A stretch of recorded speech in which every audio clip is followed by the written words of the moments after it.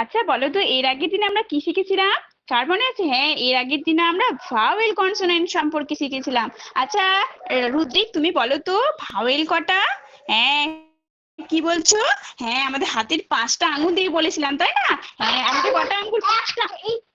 হ্যাঁ, বাহ, খুব সুন্দর। আচ্ছা বলো তো কটা কনসোনেন্ট তাহলে?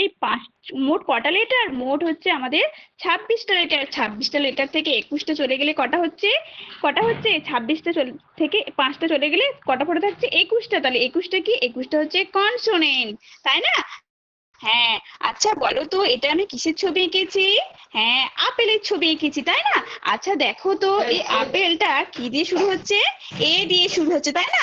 আচ্ছা দেখো তো এই 5টা আঙ্গুলের মধ্যে এ কোথাও আছে কিনা?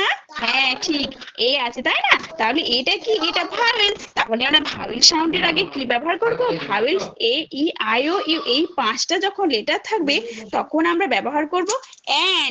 ঠিক আছে, তাহলে অ্যাপেলের আগে কি হবে? An Apple. আচ্ছা দেখো তো এটা আমি কিসের ছবি এঁকেছি?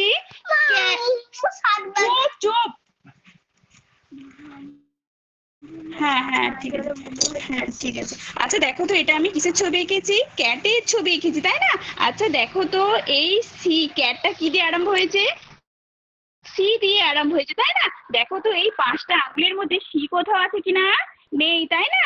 তাহলে সিটা কি? সিটা হচ্ছে কনসোনেন্ট। তাহলে এই কনসোনেন্ট সাউন্ডের আগে আমরা কি ব্যবহার করব? কনসোনেন্ট সাউন্ডের আগে আমরা এ ব্যবহার করব। যদি কোনো কনসোনেন্ট সাউন্ড থাকে তাহলে আমরা এ ব্যবহার করব, আর যদি ভাওয়েল সাউন্ড থাকে তাহলে আমরা অ্যান ব্যবহার করব।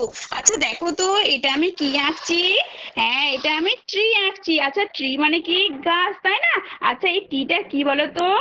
ভাওয়েল না কনসোনেন্ট? কনসোনেন্ট, তাই না? তাহলে কি বসবে?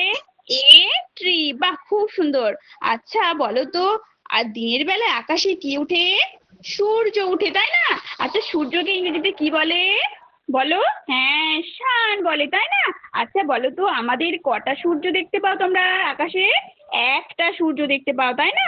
আচ্ছা যখন আমরা একটা অর্থাৎ নির্দিষ্ট করে বলবো তখন তার আগে আমরা একটা আর্টিকেল ব্যবহার করব, সেটা হচ্ছে দা। তাহলে শানের আগে কি বসবে? দা, শান। বাহ, তাহলে এরকম আরেকটা বলো তো। কি বলছো? আরেকটা দেখতে পাও, মুন। বাহ, খুব সুন্দর। তাহলে মুনের আগে কি বলবে? মুনের আগে দা, মুন। এরকম তো আমরা এই এই যে আর্টিকেল গুলো দেখতে পেলে, এই আর্টিকেলকে আমরা দুই ভাগে ভাগ করতে পারি। একটা হচ্ছে ইনডেফিনাইট আর্টিকেল, আরটা হচ্ছে ডেফিনাইট আর্টিকেল। ইনডেফিনাইট আর্টিকেল হচ্ছে এ এবং অ্যান, আর ডেফিনাইট আর্টিকেল হচ্ছে দা। ঠিক আছে, তোমরা এই এ অ্যান্ড দা ব্যবহার করে কতগুলি তোমরা ওয়ার্ড লিখে আনবে। ঠিক আছে, কার আগে কি আর্টিকেল ব্যবহার করবে তোমরা সেটা লিখে আনবে। আমি প্রত্যেকের কিন্তু দেখবো। ঠিক আছে, আজ তাহলে এই পর্যন্তই। ম্যাডাম